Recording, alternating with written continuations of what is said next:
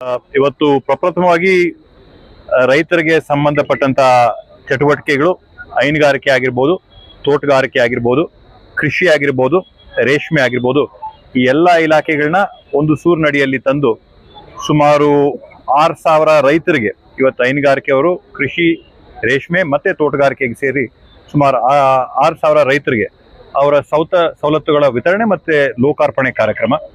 ಇವತ್ತು ನಾವು ನೋಡ್ಬೇಕಂದ್ರೆ ಸರ್ಕಾರ ಸಾಮಾನ್ಯವಾಗಿ ತಾನು ಕೊಡಂತ 5 ಭಾಗ್ಯಗಳಲ್ಲಿ ಏನು ಮಹಿಳೆಯರಿಗೆ ಅನುಕೂಲ ಆಗಂತದ್ದು, ಗೃಹಲಕ್ಷ್ಮಿ ಆಗಿರ್ಬೋದು, ಗೃಹಜ್ಯೋತಿ ಆಗಿರ್ಬೋದು, ಶಕ್ತಿ ಆಗಿರ್ಬೋದು, ಅನ್ನಭಾಗ್ಯ ಆಗಿರ್ಬೋದು, ಯುವ ನಿಧಿ ಆಗಿರ್ಬೋದು, ಇವುಗಳ ಬಗ್ಗೆ ಎಲ್ಲರಿಗೂ ಕೂಡ ಮಾಹಿತಿ ಇರುತ್ತೆ. ಆದರೆ ಈ ಒಂದು ಕಾರ್ಯಕ್ರಮದಲ್ಲಿ ಸುಮಾರು ರೇಷ್ಮೆ ಇಲಾಖೆಯಿಂದನೇ ಸುಮಾರು 1.25 ಕೋಟಿಯಷ್ಟು ನೇರವಾದಂತ ಅನುಕೂಲಗಳನ್ನ ರೈತರಿಗೆ ಇವತ್ತು ಅವರ ಬೆಳೆ ಬೆಳೆಯೋದಕ್ಕೋಸ್ಕರ, ಪ್ರೋತ್ಸಾಹಕ್ಕೋಸ್ಕರ ಇವತ್ತು ವಿತರಣೆ ಮಾಡಿರ್ತಕ್ಕಂಥದ್ದು. ಅದೇ ತರದಲ್ಲಿ ಏನ್ ನಮ್ಮ ತೋಟಗಾರಿಕೆ ಇಲಾಖೆ ಇದೆ, ತೋಟಗಾರಿಕೆ ಇಲಾಖೆಯಲ್ಲಿ ಕೂಡ ಸುಮಾರು 400 ರೈತರಿಗೆ ನೇರವಾಗಿ ಅವರ ಅಕೌಂಟ್ಗಳಿಗೆ ಅನುಕೂಲ ಆಗಂಗೆ ಸುಮಾರು 1.25 ಕೋಟಿ ರೂಪಾಯಿಗಳ ಸವಲತ್ತುಗಳು. ಮತ್ತೆ ಇವತ್ತು ವಿಶೇಷವಾಗಿ ಹೈನುಗಾರಿಕೆಯಲ್ಲಿ ಏನು ನಮ್ಮ ತಾಲೂಕಲ್ಲಿ ಒಂದು ಒಳ್ಳೆ ಫಲಿತಾಂಶನ ನಾವು ಇತ್ತೀಚಿನ ದಿನಮಾನಗಳಲ್ಲಿ ನೂತನವಾದಂತಹ ಒಂದು ಆಡಳಿತ ಮಂಡಳಿ ಮತ್ತೆ ನಮ್ಮ ನಿರ್ದೇಶಕರು ಬಂದಾಗಿಂದ ಒಂದು ಕ್ಷೀರ ಕ್ರಾಂತಿನ ನಾವು ನಮ್ಮ ಭಾಗದಲ್ಲಿ ಕಾಣ್ತಾ ಇದೀವಿ. ಅದರ ನಿಟ್ಟಿನಲ್ಲಿ ಕಾಲ್ಬಾಯಿ ಜ್ವರಕ್ಕೆ ಲಸಿಕೆಗಳ ಒಂದು ಅಭಿಯಾನನ ಪ್ರಾರಂಭ ಮಾಡಿ ಇದು 9ನೇ ಸುತ್ತು, 6 ತಿಂಗಳಿಗೊಮ್ಮೆ. ಎಲ್ಲಿ ಕೂಡ ಇತ್ತೀಚಿನ ದಿನಮಾನಗಳಲ್ಲಿ ನಮಗೆ ಇದು ಕಾಲ್ಬಾಯಿ ಜ್ವರ ಉಲ್ಬಣ ಆಗಿರ್ತಕ್ಕಂಥದ್ದನ್ನ ನಾವೆಲ್ಲೂ ನೋಡಿಲ್ಲ. ಅದರಿಂದ ಒಳ್ಳೆ ರೀತಿಯಲ್ಲಿ ಇವತ್ತು ವ್ಯಾಕ್ಸಿನೇಷನ್ ಕಾರ್ಯಕ್ರಮ ನಡೀತಾ ಇದೆ, ಲಸಿಕೆ ಕಾರ್ಯಕ್ರಮ ನಡೀತಾ ಇದೆ. ಅದಕ್ಕೂ ಕೂಡ ಚಾಲನೆಯನ್ನ ಕೊಟ್ಟು ಇವತ್ತು ಹೈನುಗಾರಿಕೆ ಮಾಡೋರಿಗೆ ಪ್ರೋತ್ಸಾಹ ಕೊಡಬೇಕು ಅನ್ನೋ ನಿಟ್ಟಿನಲ್ಲಿ ಶಾಪ್ ಕಟ್ಟರ್ಗಳು ಮತ್ತೆ ಏನು ನಮ್ಮ ಸೀಮೆ ಹಸುಗಳಿವೆ, ಆ ಸೀಮೆ ಹಸುಗಳಿಗೆ ಅನುಕೂಲ ಆಗೋ ತರ ರಬ್ಬರ್ ಮ್ಯಾಟಿನ ವಿತರಣೆ ಕಾರ್ಯಕ್ರಮ ಕೂಡ ಹಮ್ಮಿಕೊಂಡು ಇವತ್ತು ನಮ್ಮ ಪಶು ಸಂಗೋಪನಾ ಇಲಾಖೆಯ ಒಂದು ಟ್ರೈನಿಂಗ್ ಸೆಂಟರ್ ಏನಿದೆ, ಆ ಟ್ರೈನಿಂಗ್ ಸೆಂಟರ್ನು ಕೂಡ ಉದ್ಘಾಟನೆ ಮಾಡಿ ಕಾರ್ಯಕ್ರಮನ ಈ ಎಲ್ಲಾ ಸವಲತ್ತುಗಳನ್ನ ರೈತರಿಗೆ ಲೋಕಾರ್ಪಣೆ ಮಾಡುವಂತ ಕಾರ್ಯಕ್ರಮನ ನಾವು ಹಮ್ಮಿಕೊಂಡಿದೀವಿ. ಎಲ್ಲಕ್ಕಿಂತ ನಮಗೆ ಹೆಮ್ಮೆ ಏನಂತಂದ್ರೆ ನಮ್ಮ ಬಮೂಲು ನೂತನವಾದಂತಹ ಆಡಳಿತ ಮಂಡಳಿ ಬಂದಾಗಿಂದ ಸುಮಾರು 60 ಕೋಟಿ ರೂಪಾಯಿಗಳ ಲಾಭನ ಸಾಧನೆ ಮಾಡಿ ಆ 60 ಕೋಟಿ ರೂಪಾಯಿಗಳಲ್ಲಿ ಏನೊಂದು ಲೀಟರ್ಗೆ 1 ರೂಪಾಯಿ ಅಂತೆ ಪ್ರೋತ್ಸಾಹ ಧನ ರೈತರಿಗೆ ವಿತರಣೆ ಮಾಡಿ ಪ್ರತಿ ವರ್ಷ 2025-26ನೇ ಸಾಲಿನಲ್ಲಿ ಹಾಕಿದಂತಹ ಹಾಲಿಗೆ ಪ್ರತಿ ಲೀಟರ್ಗೆ 1 ರೂಪಾಯಿ ಹಂಗೆ ಪ್ರೋತ್ಸಾಹ ಧನ ಕೊಟ್ಟು ಸರಾಸರಿಯಾಗಿ ನೋಡಿದ್ರೆ 5,000 to 10,000 ರೂಪಾಯಿ ಪ್ರತಿಯೊಂದು ಮನೆಗೆ ಸೇರಿದಂಗೆ ಆಗಿದೆ. ನಾವು ದೊಡ್ಡ ಮಟ್ಟದಲ್ಲಿ ಹೈನುಗಾರಿಕೆ ಮಾಡೋರು ನೋಡಿದ್ರೆ ಸುಮಾರು 1.5 ಲಕ್ಷ ರೂಪಾಯಿವರೆಗೂ ಕೂಡ ಆ ರೈತರಿಗೆ ಇವತ್ತು ನಮ್ಮ ಬಮೂಲ್ ವತಿಯಿಂದ ಕೊಟ್ಟಿರ್ತಕ್ಕಂಥದ್ದು ನಮ್ಮೆಲ್ಲರಿಗೂ ಕೂಡ ಹೆಮ್ಮೆ ಇರ್ತಕ್ಕಂಥದ್ದು. ಮತ್ತೆ ಬೆಂಗಳೂರಿಗೆ ನಗರಕ್ಕೆ ಇಷ್ಟು ಹತ್ರ ಇರೋಂಥ ಭಾಗಗಳಲ್ಲಿ ಕೂಡ ರೈತರು ಇಷ್ಟು ಪ್ರಮಾಣದಲ್ಲಿ ಬೆಳೆ ಬೆಳೀತಾ ಇದ್ದಾರೆ, ತೋಟಗಾರಿಕೆ ಮಾಡ್ತಾ ಇದ್ದಾರೆ ಅಂತಾರೆ ನಮ್ಗೆ ನಿಜವಾದ ಹೆಮ್ಮೆ. ಹೇಳ್ಬೇಕು ಅಂತಂದ್ರೆ ಸರ್ಕಾರ ಯಾವುದೇ ಒಂದು ನಿಯಮನ, ಕಾನೂನ, ಬಿಲ್ನ, ವಿಧೇಯಕನ ಬಂದು ಮಂಡನೆ ಮಾಡ್ಬೇಕಾದಂತ ಸಂದರ್ಭದಲ್ಲಿ ತನ್ನ ಹತ್ರ ಅಂಕೆ ಸಂಖ್ಯೆ ಬಲ ಇದೆ ಅಂತೇಳಿ ಪರಿಶೀಲನೆ ಮಾಡಬೇಕು. ಇವತ್ತು 2023ನೇ ಸಾಲಿನಲ್ಲಿ ಮಹಿಳೆ ಮೀಸಲಾತಿನ ನಾವು ಮಂಡನೆ ಮಾಡಿದಂತ ಸಂದರ್ಭದಲ್ಲಿ ಸರ್ವ ಪಕ್ಷಗಳು ಕೂಡ ಒಪ್ಕೊಂಡು ಮಹಿಳೆಯರಿಗೆ ನಾವು ಅವಕಾಶ ಮಾಡಿಕೊಡ್ಬೇಕು, 33%ಗೆ ನಾವು ಯಾರು ಕೂಡ ವಿರೋಧ ಇಲ್ಲ ಅಂತ ಹೇಳಿ ಆ ಬಿಲ್ನ ನಾವು ಪಾಸ್ ಮಾಡ್ಕೊಟ್ವಿ.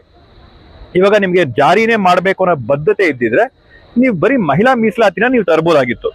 ಇವತ್ತು ನಿಮ್ಗೆ ಮಹಿಳಾ ಮೀಸಲಾತಿ ತರಂತ ಬದ್ಧತೆ ನಿಮ್ಗಿಲ್ಲ.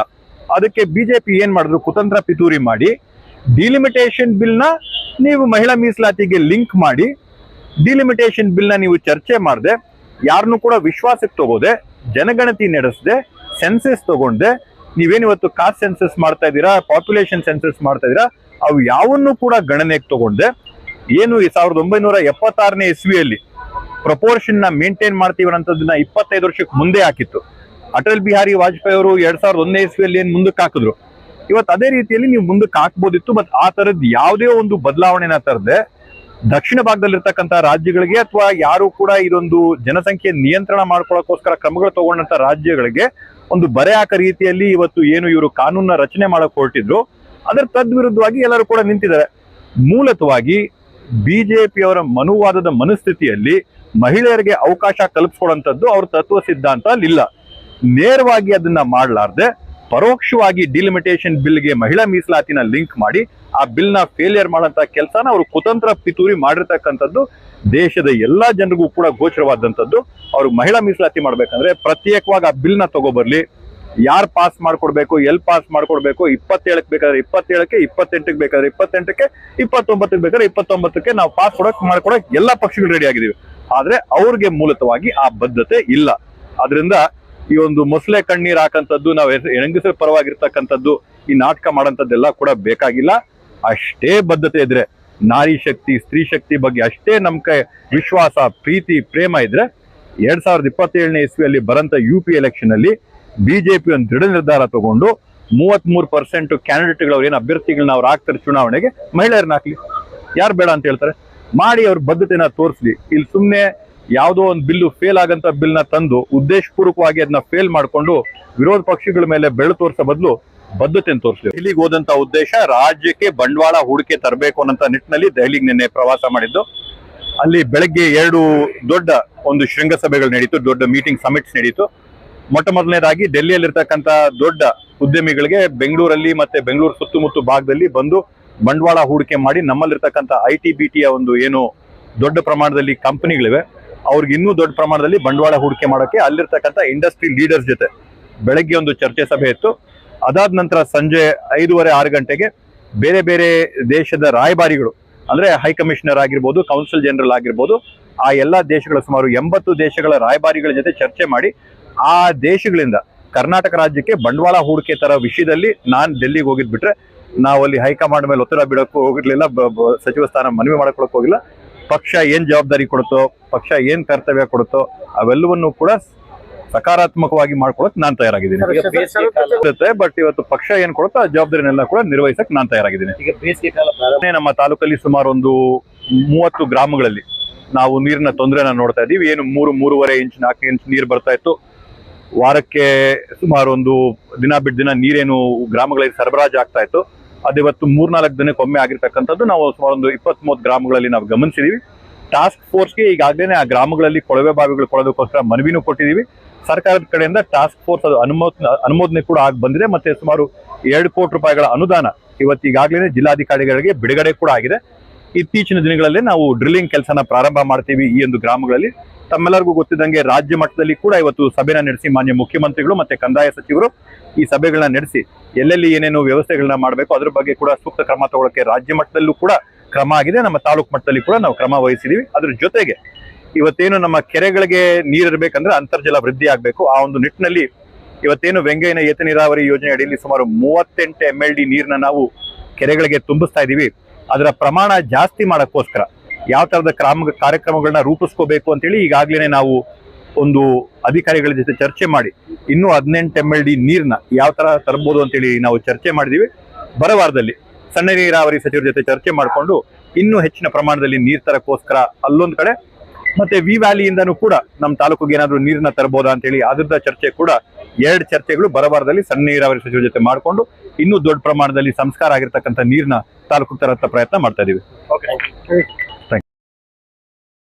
ಸೇವೆ ವತಿಯಿಂದ ಮಾನ್ಯ ಶಾಸಕರು KNH ಸಂಸ್ಥೆ ಅಧ್ಯಕ್ಷರಂತ ಶ್ರೀ ಶರತ್ ಕುಮಾರ್ ಬಚ್ಚೇಗೌಡರ ಕೈಯಲ್ಲಿ ನಮ್ಮ ಪಶುಪಾಲನಾ ಇಲಾಖೆ ವತಿಯಿಂದ ಕೊಡ್ತಕ್ಕಂಥ ಸವಲತ್ತುಗಳು, ರೈತನಿಗೆ ಕೊಡ್ತಕ್ಕಂಥ ಮೇವು ಕತ್ತರಿಸುವ ಯಂತ್ರ ಇರ್ಬೋದು, ಮತ್ತು ನೆಲದ ಹಾಸು ಅಥವಾ ರಬ್ಬರ್ ಮ್ಯಾಟ್ ಅಂತ ಏನು ಕರಿತೀವಿ ರೈತರಿಗೆ ಉಪಯೋಗ ಆಗ್ತಕ್ಕಂಥದ್ದನ್ನು ಕೊಡಲಿಕ್ಕೆ ಪ್ರಯತ್ನ ಮಾಡಿದ್ದೀವಿ.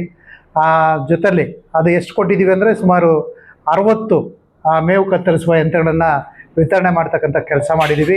ಹಾಗೆಯೇ 93 ಜನಕ್ಕೆ 2 ರಬ್ಬರ್ ಮ್ಯಾಟು ಕೊಡ್ತಕ್ಕಂಥ ಕೆಲಸವನ್ನು ಮಾಡಿದ್ವಿ. ಹಾಗೆಯೇ ನಮ್ಮ ಇಲಾಖೆಯಲ್ಲಿ 21 ಪಂಚಾಯತ್ ಕಡೆಯಿಂದ ಒಬ್ಬೊಬ್ಬ ಪಶು ಸಖಿಯರನ್ನ ಆಯ್ಕೆ ಮಾಡಿಕೊಟ್ಟಿದ್ದಾರೆ. ಅವರು ನಮಗೆ ತುಂಬ ಸಹಾಯ ಮಾಡ್ತಾ ಇದ್ದಾರೆ ಇಲಾಖೆ ಕೆಲಸ ಕಾರ್ಯಗಳಲ್ಲಿ. ಅವ್ರಿಗೆ ಒಂದು ಸಮವಸ್ತ್ರ ಕೊಡ್ತಕ್ಕಂಥ ಕೆಲಸ ಸಹ ಮಾಡಿದ್ದೀವಿ ಶಾಸಕರ ಕೈಯಲ್ಲಿ. ಅವರ ಕೊಡುಗೆ ರೂಪದಲ್ಲೇ ಕೊಡಿಸ್ತಕ್ಕಂಥ ಕೆಲಸ ಮಾಡಿ ಅದು ಈಗ ನಮ್ದು ಏನಾಗ್ತದೆ, ಚಾಪ್ ಕಟ್ರು ಮೇವು ಕತ್ತರಿಸುವ ಯಂತ್ರ 34,000 ರೂಪಾಯಿ ಒಂದರ ಬೆಲೆ. ಅದಕ್ಕೆ ಅರ್ಧ ಸಬ್ಸಿಡಿ ಅಂದರೆ 17,000 ರೂಪಾಯಿ ರೈತರ ವಂತಿಗೆ ಪಡ್ಕೊಂಡು ಇನ್ನು 17,000 ಸರ್ಕಾರದ ವತಿಯಿಂದ ಸಹಾಯಧನ ಕೊಡ್ತಕ್ಕಂಥದ್ದು. ಮತ್ತು ಅದೇ ರೀತಿ ರಬ್ಬರ್ ಮ್ಯಾಟ್ಗೆ 2,849 ರೂಪಾಯಿ 2 ಮ್ಯಾಟ್ಗೆ ರೈತರಿಂದ ತೊಗೊಂಡಿದ್ದೀವಿ. ಅಷ್ಟೇ ಅಮೌಂಟನ್ನು ಸರ್ಕಾರದಿಂದ ಸಹ ಕೊಡ್ತಾ ಇದ್ದೀವಿ, 2,849 ರೂಪಾಯಿ. ಹೀಗೆ 60 ಜನಕ್ಕೆ ಮೇವು ಕತ್ತರಿಸುವ ಯಂತ್ರ, 93 ಜನಕ್ಕೆ 2 ರಬ್ಬರ್ ಮ್ಯಾಟ್ ಕೊಡ್ತಕ್ಕಂಥದ್ದು ಕೆಲಸ ಮಾಡಿದ್ದೀವಿ. ಹಾಗೆಯೇ ನಮ್ಮ ಪಶು ಸಖಿಯರು ಏನು 21 ಜನ ಕೆಲಸ ಮಾಡ್ತಾ ಇದ್ದಾರೆ ಅವ್ರಿಗೆ ಸಮವಸ್ತ್ರ ಕೊಡ್ತಕ್ಕಂಥ ಕೆಲಸವನ್ನು ನಾವು ಮಾಡಿದ್ದೀವಿ. ಹಾಗೆಯೇ ನಾವು ಏನು ಪ್ರತಿ 6 ತಿಂಗಳಿಗೊಮ್ಮೆ ನಮ್ಮ ತಾಲೂಕಲ್ಲಿ ಇರ್ತಕ್ಕಂಥ ಒಟ್ಟು ಜಾನುವಾರುಗಳ ಸಂಖ್ಯೆ ಸರಿಸುಮಾರು 28,000 ಜಾನುವಾರುಗಳಿದೆ, ಎಮ್ಮೆ ಮತ್ತು ದನ ಸೇರಿ. ಅವಕ್ಕೆ 6 ತಿಂಗಳಿಗೊಮ್ಮೆ ನಾವು ಕಾಲುಬಾಯಿ ಜ್ವರದ ಲಸಿಕೆನ ಹಾಕ್ತಾ ಇದ್ದೀವಿ. ಆ ಕಾರ್ಯಕ್ರಮ ಇದು 9ನೇ ಸುತ್ತು. ಅಂದರೆ ಕೇಂದ್ರ ಸರ್ಕಾರ ತೆಗೆದುಕೊಂಡಿದ್ದಾರೆ ಈಗ. ಅದಕ್ಕೆ ಮೊದಲು ರಾಜ್ಯ ಸರ್ಕಾರ ಮಾಡ್ತಾ ಇತ್ತು. ಅದರಲ್ಲಿ ಸರಿಸುಮಾರು ಒಂದು 22 ರೌಂಡ್ ಮಾಡಿದ್ದೀವಿ ಮೊದಲು. ಕೇಂದ್ರ ಸರ್ಕಾರದವರು ಕೆಲವೊಂದು ಕಾಯಿಲೆಗಳನ್ನು ಟೇಕಪ್ ಮಾಡಿಕೊಂಡು ಇಡೀ ದೇಶಾದ್ಯಂತ ನಿರ್ಮೂಲನೆ ಮಾಡಬೇಕು ಕಾಯಿಲೆ ಅಂತಕ್ಕಂಥದ್ದನ್ನು ಮಾಡ್ತಾ ಇದ್ದಾರೆ. ಅದರಲ್ಲಿ ಒಂದು ಗಾಳ್ಸಕ್ಕೆ ಕೂಡ ಜಾನುವಾರುಗಳಿಗೆ ಬರ್ತಕ್ಕಂಥ ಕಾಲುಬಾಯಿ ಜ್ವರ ಕಾಯಿಲೆಯನ್ನು 2030ಕ್ಕೆ ದೇಶದಲ್ಲೇ ಇರಬಾರ್ದು ಅಂತಕ್ಕಂಥ ದಿಶೆಯಲ್ಲಿ ಪ್ರತಿ 6 ತಿಂಗಳಿಗೊಮ್ಮೆ ಲಸಿಕೆಯನ್ನು ಮಾಡಲಿಕ್ಕೆ ಕೇಂದ್ರ ಸರ್ಕಾರ ಸಹಾಯ ಕೊಡ್ತಾ ಇದೆ. ರಾಜ್ಯ ಸರ್ಕಾರವು ಅದಕ್ಕೆ ಸಾಕಷ್ಟು ಸಹಕಾರ ಕೊಡ್ತಾ ಇದೆ. ಆ ಒಂದು ಕಾರ್ಯಕ್ರಮವು ಸಹ ಈ ತಿಂಗಳ 23ನೇ ತಾರೀಕು ರಾಜ್ಯಾದ್ಯಂತ ನಡೀತದೆ. ನಮ್ಮ ತಾಲೂಕಲ್ಲೂ 23ನೇ ತಾರೀಕಿಂದ 1 ತಿಂಗಳ ಕಾಲ ರೈತರ ಮನೆ ಬಾಗಿಲಿಗೆ ಬೆಳಗ್ಗೆನೆ ಸುಮಾರು 6 ಗಂಟೆ 6:30ಗೆ ಅಂದರೆ ಹಾಲು ಕರಿತಾ ಇರ್ತಾರೆ. ಹಾಲು ಕರೆದಾದ್ಮೇಲೆ ನಮ್ಮ ಕಾರ್ಯಕ್ರಮ ಶುರುವಾಗ್ತದೆ. ಬಟ್ 6:30ಗೆ ನಮ್ಮ ಸಿಬ್ಬಂದಿ ಎಲ್ಲರೂ ಬೊಮ್ಮಲ್ ಜೊತೆಗೂಡಿ ಬೊಮ್ಮಲವರು ಅಲ್ಲಿನ ಸಿಬ್ಬಂದಿ ಬರ್ತಾರೆ. ಮತ್ತು ಅದರ ಸಹಕಾರ ಬೊಮ್ಮಲ್ನವರು ಎಲ್ಲ MPCSಗಳ ಮುಖಾಂತರ ರೈತರಿಗೆ ಮನವಿ ಮಾಡಿಕೊಡ್ತಕ್ಕಂಥದ್ದು, ತಿಳುವಳಿಕೆ ಕೊಡ್ತಕ್ಕಂಥದ್ದು, ನಮ್ಮ ಸಿಬ್ಬಂದಿಗೆ ಏನೆಲ್ಲ ಸಹಕಾರ ಬೇಕು ಬೆಳಗ್ಗೆ ಅದನ್ನು ಕೊಡ್ತಕ್ಕಂಥದ್ದು ಬೊಮ್ಮಲು MPCSಗಳವರು ಕೆಲಸ ಮಾಡ್ತಾರೆ. ನಮ್ಮ ಇಲಾಖೆ ಸಿಬ್ಬಂದಿ ಬೊಮ್ಮಲ್ ಸಿಬ್ಬಂದಿ ಎಲ್ಲ ಹೋಗಿ ಮನೆ ಹೋಗಿ ಜಾನುವಾರುಗಳಿಗೆ ಮನೆ ಬಾಗಿಲಿಗೆ ಹೋಗ್ತಕ್ಕಂಥ ಒಂದು ಕಡೆ ಸೇರಿ ಮಾಡ್ತಕ್ಕಂಥದ್ದಲ್ಲ, ಮನೆ ಆರ್ಡ್ರಲ್ಲೇ ಒಂದು ಪ್ರಾಣಿಯನ್ನು ದನ ಎಮ್ಮೆಯನ್ನು ಬಿಡದಂತೆ ಲಸಿಕೆನ ಹಾಕ್ತಕ್ಕಂಥ ಕೆಲಸನ ನಾವು 23ರಿಂದ ಪ್ರಾರಂಭ ಮಾಡ್ತೀವಿ. 1 ತಿಂಗಳ ಕಾಲ ನಡೀತದೆ. ಅದನ್ನು ಉದ್ಘಾಟನೆ ಸಹ ಮಾನ್ಯ ಶಾಸಕರ ಕಡೆಯಿಂದ ಆ ಲಸಿಕೆ ಕಾರ್ಯನ ಉದ್ಘಾಟನೆ ಕೆಲಸನ ನಾವು ಮಾಡಿದ್ದೀವಿ. ಅದರಂತೆಯೇ ಮೇಲೆ ಈ ಭಾಗದಲ್ಲಿ ಈ ಬಿಲ್ಡಿಂಗ್ ಮೇಲ್ಭಾಗದಲ್ಲಿ ಸುಮಾರು ಒಂದು 50 ಜನಕ್ಕೆ ಒಂದು ಸಭಾಂಗಣನ ಮಾಡ್ಕೊಂಡಿದ್ದೀವಿ. ರೈತರಿಗೆ ಒಂದು ತರಬೇತಿ ಕೊಡಲಿಕ್ಕೆ ಅಥವಾ ನಮ್ಮ ಸಭೆ ಸಮಾರಂಭಗಳು ಮಾಡ್ಕೊಳ್ಳಿಕ್ಕೆ ಅದಕ್ಕೆ ಒಂದು ಸ್ವಲ್ಪ ಸುಸಜ್ಜಿತವಾಗಿ ಅದಕ್ಕೆ ಬೇಕಾದಂಥ ಪೀಠೋಪಕರಣಗಳೆಲ್ಲ ಅಳವಡಿಸ್ಕೊಂಡಿರೋದಕ್ಕೋಸ್ಕರ ಒಂದು ರೈತರಿಗೂ ಗೊತ್ತಾಗಲಿ ಮಾನ್ಯ ಶಾಸಕರಿಗೂ ಗೊತ್ತಾಗಲಿ ಅಂದ್ಕೊಂಡು ಅದನ್ನು ಉದ್ಘಾಟನೆ ಮಾಡ್ತಕ್ಕಂಥ ಕೆಲಸ ಮಾಡ್ತಾ, ಹಾಗೆಯೇ ವೇದಿಕೆ ಕಾರ್ಯಕ್ರಮ ಮಾಡಿ ನಮ್ಮ ಜೊತೆಗೆ ಬೇರೆ ಇತರೆ ಇಲಾಖೆಯವರು, ಕೃಷಿ ಇಲಾಖೆಯವರು, ತೋಟಗಾರಿಕೆ ಇಲಾಖೆಯವರು, ಹಾಗೆಯೇ ಇನ್ನೊಬ್ಬರು ಕೃಷಿ ತೋಟಗಾರಿಕೆ ರೇಷ್ಮೆ ಇಲಾಖೆಯವರು ಅವರೂ ಬಂದು ಅವರ ಸವಲತ್ತನ್ನು ಕೊಡಲಿಕ್ಕೂ ಅನುವು ಮಾಡಿಕೊಟ್ಟಿದ್ದಾರೆ.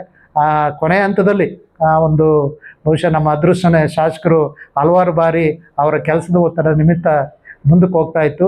ಈ ದಿನ ನನಗೆ ಸಫಲ ಆಗಿದ್ದೀನಿ ರೈತರಿಗೆ ಅನುವು ಮಾಡಿಕೊಡ್ಲಿಕ್ಕೆ. ಈ ಹಿಂದೆ ಇನ್ನೊಂದು ಕಾರ್ಯಕ್ರಮ ಏನು ಹೇಳ್ಬೇಕಂದ್ರೆ, ಈ ಹಿಂದೆ ನಾವು ಬೆಣಗಾನಹಳ್ಳಿಯಲ್ಲಿ ಹಾಲು ಕರೆಯುವ ಸ್ಪರ್ಧೆ ಸಹ ಮಾಡಿದ್ವಿ. ಅದು ತುಂಬ ಸತೀಶ್ ಗೌಡ್ರ ಅಣ್ಣನವರ ನೇತೃತ್ವದಲ್ಲಿ ತುಂಬ ಯಶಸ್ವಿಯಾಗಿ ನಡೆದು ಬಂತು. ಈ ಮುಂದೆ ಒಂದು ಡೇಟ್ ಕೊಟ್ಟಿದ್ದಾರೆ, 2 ಮತ್ತು 3ನೇ ತಾರೀಕು ಬರೋ ಮೇ ತಿಂಗಳಲ್ಲಿ ನಾಗನಾಯಿ ಕೋಟೆಯಲ್ಲಿ ಒಂದು ಕಾರ್ಯಕ್ರಮ ಹಮ್ಮಿಕೊಳ್ಬೇಕು ಅಂತಕ್ಕಂಥ ದೃಷ್ಟಿಯಲ್ಲಿ ಹನಗೊಂಡನಹಳ್ಳಿ ಹೋಬಳಿ ಭಾಗಕ್ಕೆ ಅಲ್ಲೊಂದು ಹಾಲು ಕರೆಯುವ ಸ್ಪರ್ಧೆ ಮಾಡಬೇಕು ಅಂತಕ್ಕಂಥ ಉದ್ದೇಶ ಇಟ್ಕೊಂಡಿದ್ದೀವಿ. ಮಾನ್ಯ ಶಾಸಕರು ಡೇಟ್ ಸಹ ಕೊಟ್ಟಿದ್ದಾರೆ. ಅದರ ಕಾರ್ಯರೂಪಕ್ಕೆ ಪ್ರಯತ್ನ ಸಹ ನಡೆದಿದೆ. ಅದು ಒಂದು ಕಾರ್ಯರೂಪಕ್ಕೆ ಬಂದಮೇಲೆ ನಿಮ್ಮನ್ನೆಲ್ಲ ಅಲ್ಲಿಗೂ ನಾನು ಆಹ್ವಾನಿಸ್ತೀನಿ. ರೈತರಿಗೆ ಏನೆಲ್ಲ ಯಾವ ರೀತಿ ಸಹಕಾರ ಕೊಡಬೇಕು, ಇಲಾಖೆ ಯಾವ ರೀತಿ ಕೊಡಬೇಕು ಅಂತಕ್ಕಂಥದ್ದನ್ನು ತಾವು ತಿಳುವಳಿಕೆ ಕೊಡಲಿಕ್ಕೆ ಇವತ್ತಿನ ದಿವಸ ಬಂದು ಭಾಗವಹಿಸಿ ಹೆಚ್ಚಿನ ಒಂದು ನಮಗೇನೋ ಲಸಿಕೆ 100% ಆಗಬೇಕು ತಾಲೂಕಲ್ಲಿ, ಮತ್ತು ಸವಲತ್ತು ಕೊಡ್ತಕ್ಕಂಥದ್ದನ್ನು ಈ ರೀತಿ ಇಲಾಖೆಗಳಿಂದ ಸಿಗ್ತದೆ ಅಂತಕ್ಕಂಥದ್ದನ್ನು ತಾವು ತಿಳಿಸ್ತೀರಾ ಅಂತ ಹೇಳ್ತಾ, ನನಗೆ ನೀವೆಲ್ಲ ಸೇರಿಕೊಂಡು ಒಂದೆರಡು ಮಾತನ್ನು ಹೇಳ್ಬೇಕಂತ ಹೇಳಿದ್ದಕ್ಕೆ ತಮ್ಮೆಲ್ಲರಿಗೂ ಅನಿಸುತ್ತಾ ನನ್ನ ಮಾತನ್ನು ಮುಗಿಸ್ತೀನಿ. ನಮಸ್ಕಾರ.